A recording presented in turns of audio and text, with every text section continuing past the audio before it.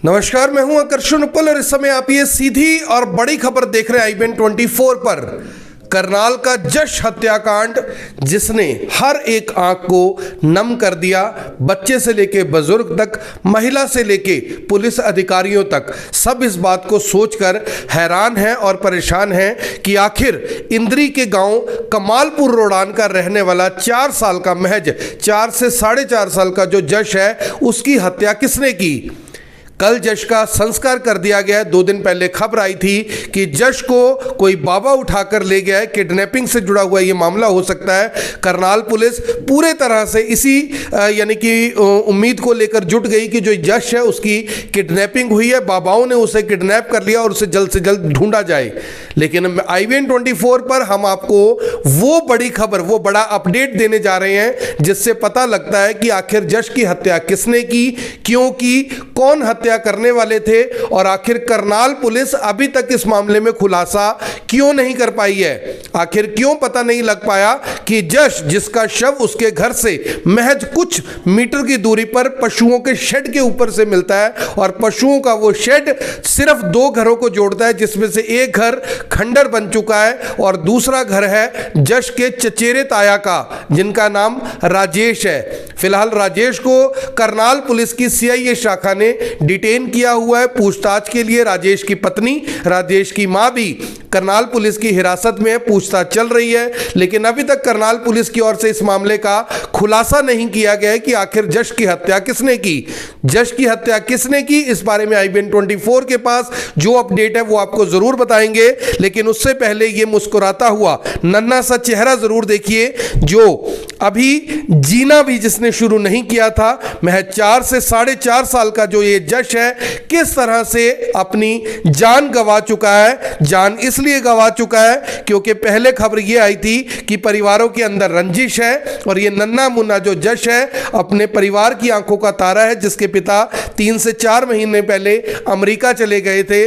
जश स्कूल जाने की तैयारी कर रहा था। ये उसका बैग है, ये उसके जूते हैं, इसमें ही उसकी किताबें हैं और वो सोच रहा था कि मैं जल्द ही स्कूल जाऊंगा और कोरोना के बाद फिर से पढ़ाई शुरू करूंगा। लेकिन जश ना जिए, इसके लिए पहले से प्लानिंग रची जा चुकी थी। कौन वो लोग थे जिन्होंने इस हत्या को अंजाम दिया, इसके बारे में IBN24 ने अभी तक जो जांच पड़ताल की है, जो जांच हमने की है, जो तथ्य हमारे पास आए हैं, उसके अनुसार ये पूरे का पूरा मामला तंत्र विद्या से जुड़ा हुआ हो सकता है। जी हां, बड़ा खुलासा IBN24 पर आप देख रहे हैं कि जश की हत्या का जो मामला है वो तंत्र विद्या से जुड़ा हुआ हो सकता है। किसी बाबा के कहने पर जश की हत्या की गई है, इस बात की पुख्ता जानकारी हमारे पास आ चुकी है। लेकिन अभी तक करनाल पुलिस का कोई भी अधिकारी इसके ऊपर बोलने के लिए तैयार नहीं है। लेकिन सवाल यह है कि अगर तंत्र विद्या ने जश की जान ली तो आखिर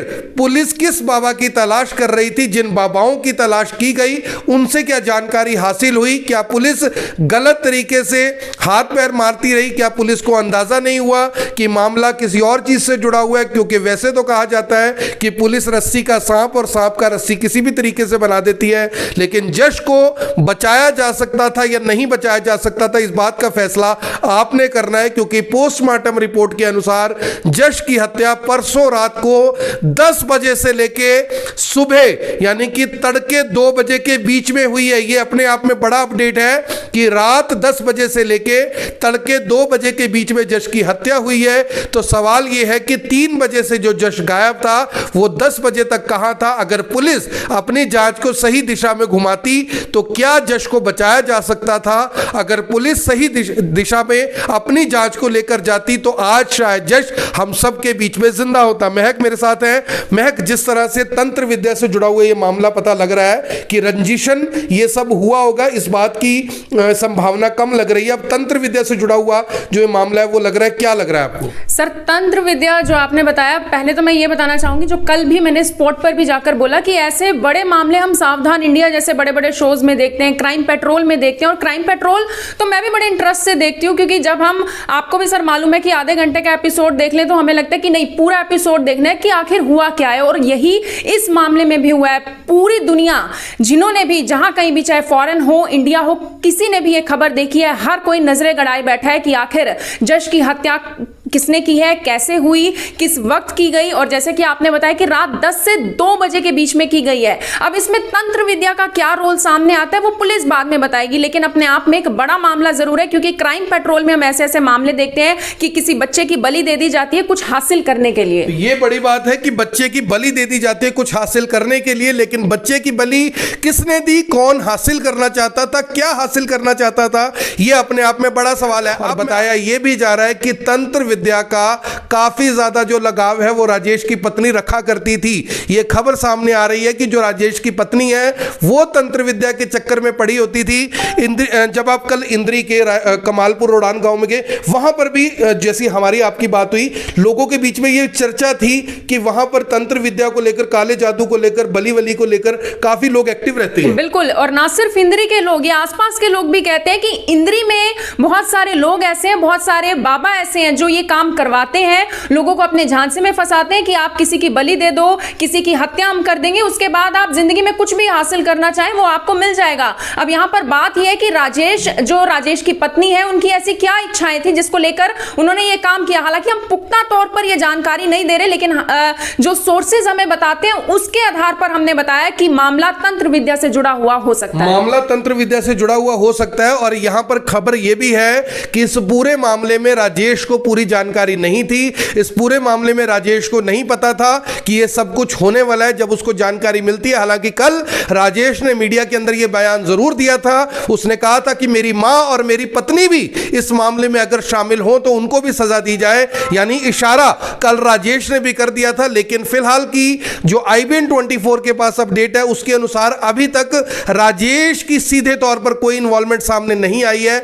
मामला तंत्र विद्या से जुड़ा हुआ हो सकता है। राजेश की पत्नी ने बहुत बड़े खुलासे अभी तक नहीं किए हैं, क्योंकि राजेश की पत्नी ने पूछताछ में शायद इस बात को बता दिया है। जो जानकारी हमारे पास आ रही है, जो सोर्सेज हमें बता रहे हैं कि राजेश की पत्नी ने जांच में यह बात जरूर बताई है कि तंत्र विद्या को लेकर उसका काफी रुझान रहता था। लेकिन क्या यह काम राजेश की पत्नी ने किया है, क्या यह काम राजेश की पत्नी के साथ किसी परिवार के ही और सदस्य ने किया है, इस बात को लेकर सवाल उठ रहे हैं। और करनाल पुलिस से लोग उम्मीद कर रहे हैं कि जल्द से जल्द इस मामले में खुलासा हो। करनाल के SP खुद कल CIA की शाखा में जाकर इस पूरी पूछताछ के अंदर शामिल रहे हैं। उन्होंने खुद अपने सामने पूछताछ करवाई है। अब सवाल यह है कि मामले के अंदर बड़ा अपडेट कब आएगा। करनाल के SP गंगाराम पूनिया खुद इस मामले की तह तक जाने के लिए खुद किस तरह से वो परसों रात को इंद्री पहुंचते हैं। परिवार के लोगों के बीच में सर्च ऑपरेशन शुरू करवाया जाता है। ASP हिमाद्री कौशिक की ड्यूटी लगाई जाती है और तमाम अधिकारी, तमाम पुलिस कर्मचारी जरूर ये कोशिशें करते हैं, लेकिन वो कोशिशें अंत में नाकाम हो जाती हैं। जश का शव पशुओं के शेड के ऊपर से मिलता है। यहां पर सवाल एक बार फिर से करनाल पुलिस की उस कार्यशैली के ऊपर उठ रहा है कि आखिर करनाल पुलिस ने किस बेस के ऊपर रात को 10 बजे तक गांव की जांच पड़ताल शुरू नहीं की। कई सारे 1 दर्जन से ज्यादा बाबाओं को हिरासत में ले लिया, पिटवा दिया, बुरे तरीके से उनके हाल कर दिए। लेकिन अगर पहले ही इस बात की सुई घुमा दी जाती कि गांव में भी ये सब कुछ हो सकता है, परिवार में रंजिश का मामला हो सकता है, तो शायद जश को बचाया जा सकता था। लेकिन अब जश हमारे बीच में नहीं है और नन्ना मुन्ना प्यारा सा दिखने वाला ये चेहरा अब शायद कभी हमारे बीच में वापस नहीं आएगा। और इस बच्चे को देखकर किस तरह से महिलाएं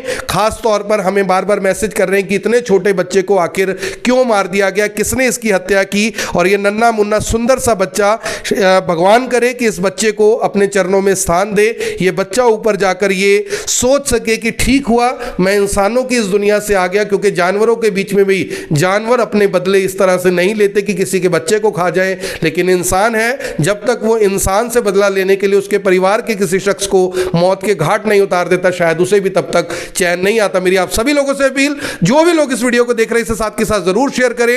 IBN 24 पर आपने ये बड़ा खुलासा देखा, लेकिन अब देखना होगा कि करनाल पुलिस अपनी जांच को किस दिशा में घुमाती है, कौन लोग इसके पीछे मुख्य आरोपी के तौर पर सामने आते हैं और क्या उन सब लोगों को फांसी की सजा मिलनी चाहिए या नहीं, इसके बारे में आप कमेंट बॉक्स में जरूर बता सकती हैं। धन्यवाद।